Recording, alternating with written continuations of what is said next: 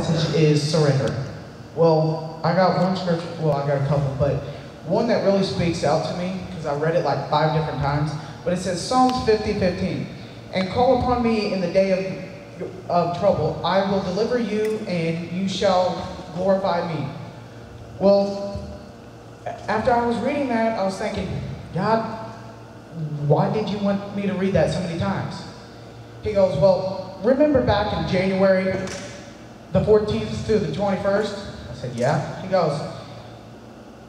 goes, that's why. Well, that Sunday night, my grandma and I had an argument that I don't think, if I really wanted to go back and change that, I would, but I can't.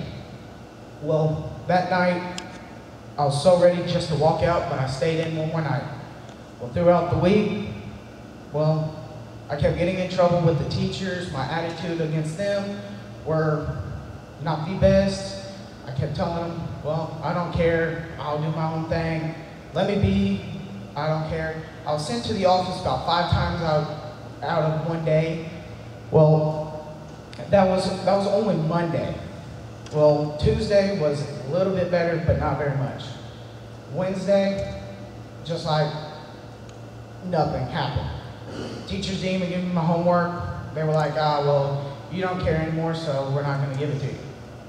Well, Thursday and Friday, same thing happened. Well, Friday night, I went to see my mom. I was happy about that.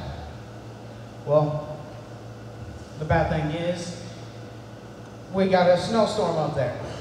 Delayed the time I was supposed to be back here. Well, my grandma decided, hey, you should be home no matter what the temperature's like, what's going on there.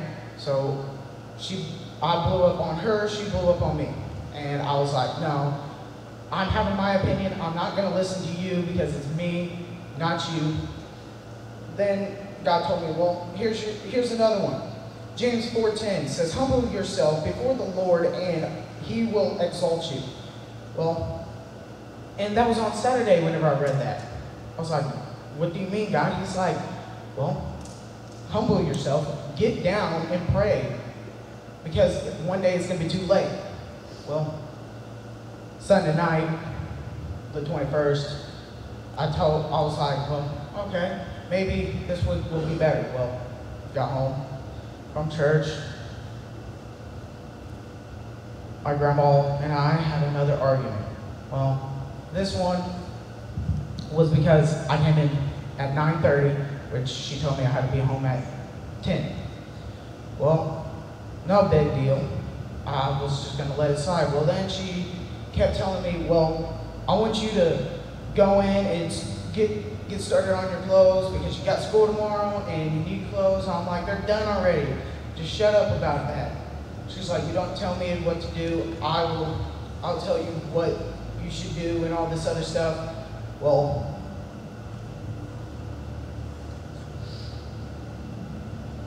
I told her, well, whatever, I don't care.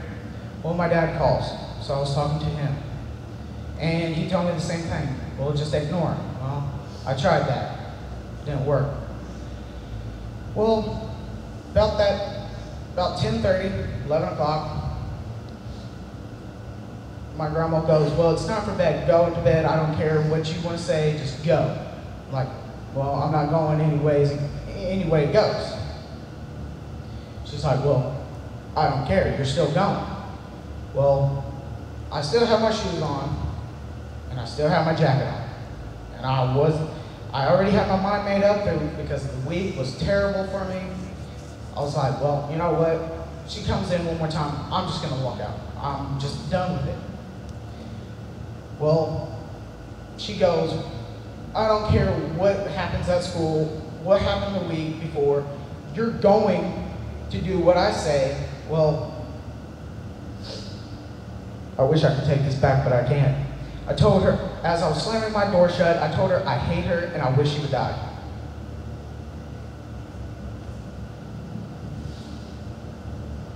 It's one of the worst things I could tell her, because she's been there through everything.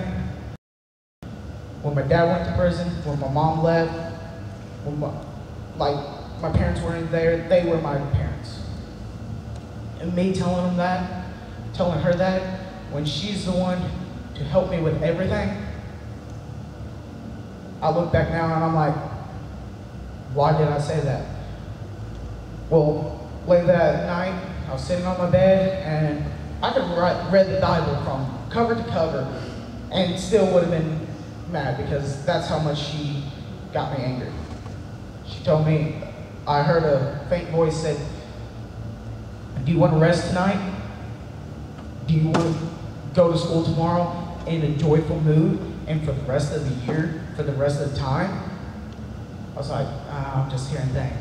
No. Then it said, I'm letting you know, I'm here for you. I'm letting you know.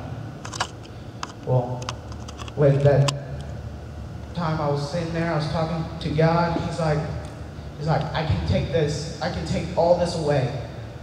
The arguments, the attitude against everybody, my friends, against my family, against the teachers, and everything. I said, but what about my grandma? She's just so irritating and everything. He goes, ye of little faith. And I remembered that because it was something, whenever I was sitting there, I was like, he said that to Peter. Because when Peter was sitting there and Jesus was walking on the water, and he called Peter to come to him. Peter was walking on water. Okay? You got to look at this.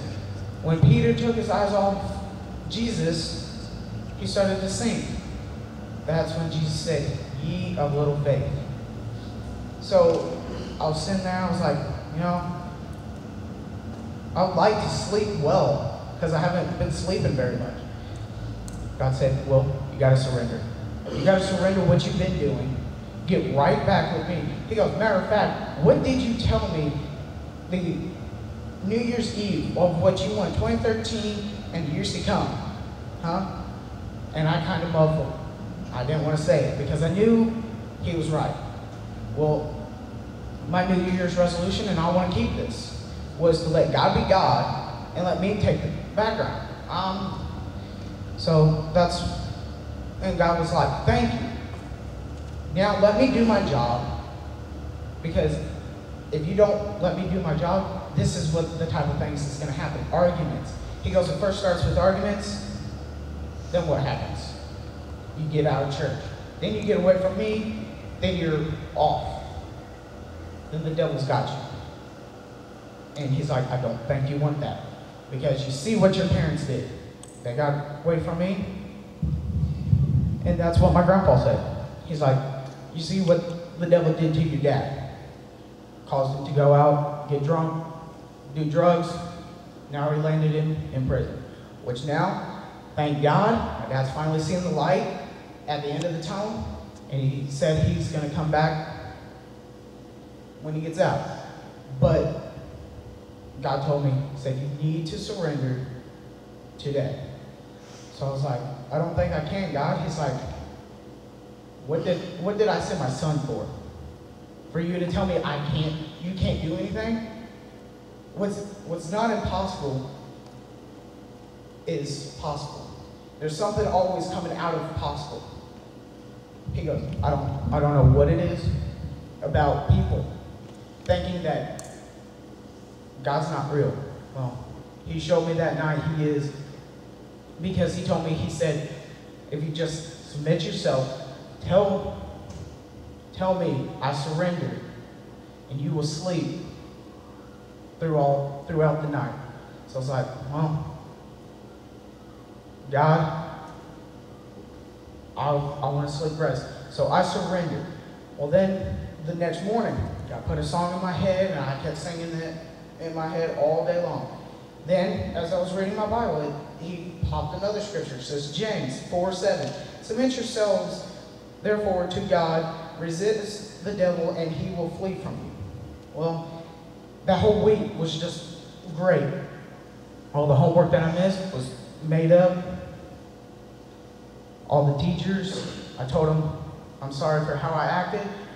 I said that wasn't really me. That was just I was letting the devil trample all over me. Well, then whenever I got home, my grandma said, you know, I got to really thinking.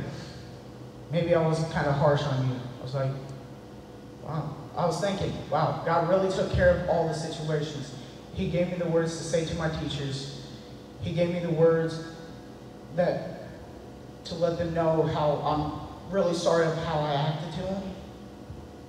And then, the best of all, he told my grandma that she mistreated me wrongly. She came on to me too hard about everything. Well, whenever all this happened, I was thinking, I don't know. I don't think I could go on this way. Well, I was talking to my dad, and he's like, no. He goes, I don't want you to become like me. He goes, that's why while I'm in here, I want to hear all the good things that's going on in your life that God has done. And he goes, I don't want to hear about this negativity that you let the devil get over top of you, that you just let him run your life for a week. He goes, I don't want to hear that. He goes, because whenever I get out, you're my motivation to keep coming to church. He goes, because I see things that God has done for you. And he's like, I don't want to end up here or end up in a higher facility or anything like that. He goes, I just want to get out and go back to the Lord. I was like, well, you know, do what I have to do. Surrender to God. Wave your white flag. Say, God, I'm done. This battle's too hard for me. Well, Krys, if you can hit some music real quick. Dustin, hit the mic.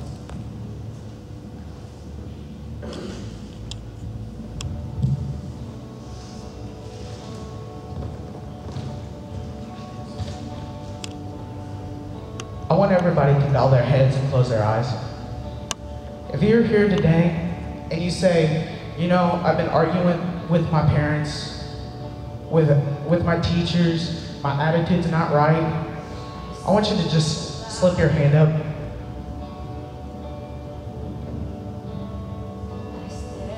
If you're here and you say, God, I said some things that I wish I could take back, or I want to surrender tonight because I don't want the things that happen to happen again. If that's you, I want you to slip your hand up.